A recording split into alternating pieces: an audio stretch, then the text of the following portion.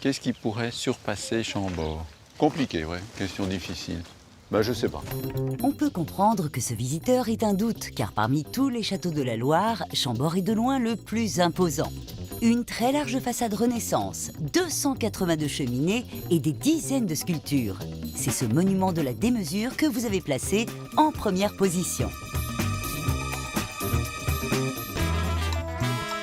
Fabrice connaît ce château mieux que quiconque, car en plus d'être chargé de la programmation culturelle du château, il a un petit secret. Donc moi j'habite dans la Tour des Princes, la troisième paire de fenêtres à partir de la droite, puisque j'ai la chance d'habiter le château de Chambord. De quoi se prendre pour un prince? Enfin, pas tout à fait, car son logement n'occupe qu'une partie du château, 3 pièces pour 75 mètres carrés. Ça peut paraître modeste à l'échelle de ce château, mais Fabrice a de quoi se consoler à l'extérieur. Là, on est dans ma cuisine. Et j'ai la chance d'avoir un jardin assez spectaculaire. J'ai à peu près 5400 hectares. C'est la superficie de Paris, intramuros, rien que ça. Rien que ça, son jardin n'est autre que le plus grand parc forestier clos d'Europe. Ici, la faune est incroyablement riche. En parcourant les 800 hectares réservés au public, vous avez de bonnes chances de tomber sur des mouflons ou des sangliers. Car celui qui est à l'origine de cet édifice était un passionné de chasse. Chambord, c'est un château, c'est un pavillon de chasse, d'accord, c'est indéniable, mais Chambord, c'est surtout l'arc de triomphe de François Ier. Pour François Ier, Chambord, dont la construction a commencé en 1519, n'était qu'une vitrine. Il voulait avec ce château éblouir ses visiteurs et ainsi asseoir son pouvoir. Mais le monarque n'y aurait passé au final que quelques jours. Ce qui était censé être le symbole de la toute-puissance royale est peu à peu déserté par le pouvoir central. Au fil des siècles, ce sont les gens du peuple qui se le sont appropriés et qui y ont laissé leurs empreintes. Tout ce qui est à hauteur de main humaine est graffité. Et parfois même jusqu'en bas des murs, il y en a qui s'asseyaient sur les marches pour écrire leur nom. Éric est chargé de recherche à Chambord. C'est un peu le monsieur archive du château. Depuis un quart de siècle qu'il est là, il fait un peu partie des murs qu'il connaît d'ailleurs par cœur. On voit le nom d'un certain H, Henri peut-être, devancé, qui signale Henri V, seul est mon roi. Ouais. Ça, c'est un royaliste qui est favorable au retour d'Henri V sur le trône. Ouais. Et puis en dessous, il y a un autre graffiti. Moi, Eugène Julien, je chie sur ton roi. Donc voilà, il y a des parties qui s'opposent et les murs en gardent la trace. Ça date du 19e siècle. L'image est sans équivoque. Pour d'autres, plus inspirés, la plume se fait plus légère. Chambord vit des splendeurs qu'on croyait éternelles. Aujourd'hui, ce n'est plus qu'un nid d'hirondelles. Jolie rime. D'autres sont carrément en manque d'inspiration. Voilà, chemise, 2 mouchoirs, 2 cols, une paire de chausses, qui n'est plus à la mode aujourd'hui.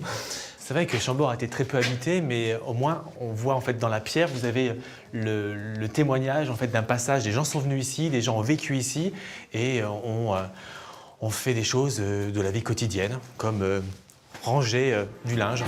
Cette vie quotidienne était rythmée par les domestiques qui, pour la plupart, vivaient dans les combles.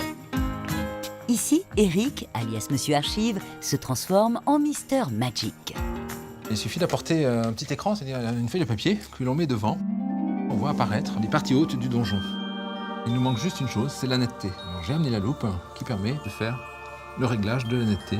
C'est vraiment un effet saisissant. Éric vient tout simplement de reproduire le principe de la chambre noire. À l'entrée du château, c'est un autre système qui retient l'attention des visiteurs. Ah, bonjour Fabrice. Bonjour Luc. Comment allez-vous? Ça, je vous remercie. C'est une question de voler, on s'est trompé de voler, voilà. À tout de suite. À tout de suite. Ah, Luc. Bonjour Fabrice. C'est Luc, le conservateur des lieux, qui nous explique cette curiosité architecturale qui a contribué à la renommée de Chambord. C'est assez simple et à la fois assez compliqué. C'est un escalier à double vis, c'est-à-dire que c'est comme une double spirale qui est l'une au-dessus de l'autre. La première est ici, la deuxième volée est au-dessus et on peut évidemment monter de façon parallèle sans jamais se croiser. L'escalier à double vis, une illusion d'optique que l'on doit à un architecte facétieux. Il paraîtrait même qu'il s'agirait du plus inventif d'entre eux, un certain Léonard de Vinci. C'est ça le secret de l'escalier, je pense, c'est la paternité. Qui en est l'architecte? Est-ce que Léonard, est-ce que pas Léonard? Alors, Léonard dans l'esprit, oui, pas dans la lettre, puisqu'il était mort avant la construction. Mais évidemment, compte tenu de tout ce qu'il a dessiné, de tout ce qu'il a fait comme étude du mouvement giratoire, il est évident que dans l'escalier plane quelque chose de l'esprit de Léonard. Léonard et Chambord sont également liés par une autre histoire. Au siècle dernier, le grand maître italien est revenu ici à travers l'un de ses plus grands chefs-d'œuvre.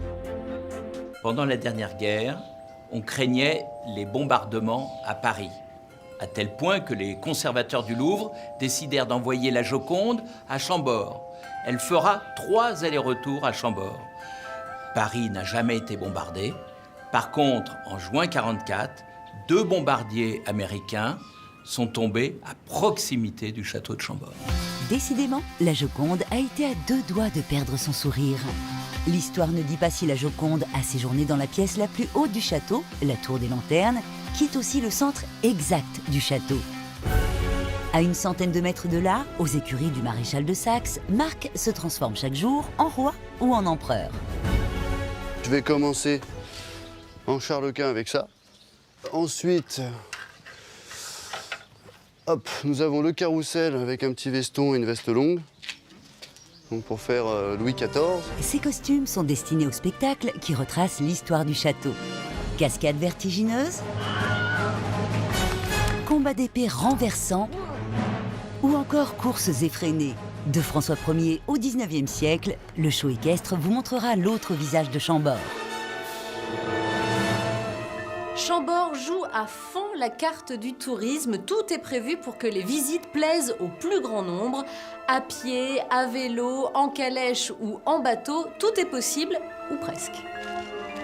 De nombreuses activités de loisirs que Fabrice n'a guère le temps de pratiquer, sauf une. C'est sur les rives du Cosson qu'il aime emmener ses amis pour un pique-nique champêtre. Une façon de prendre un peu de distance avec le château, même si Fabrice n'arrive pas complètement à s'en défaire. Mais on a vraiment l'impression que Chambord est un gros navire qui se déplace sur les eaux du Cosson. À défaut de navire, sachez que vous pouvez voguer au fil de l'eau en barque ou en bateau électrique. Une autre façon de découvrir Chambord.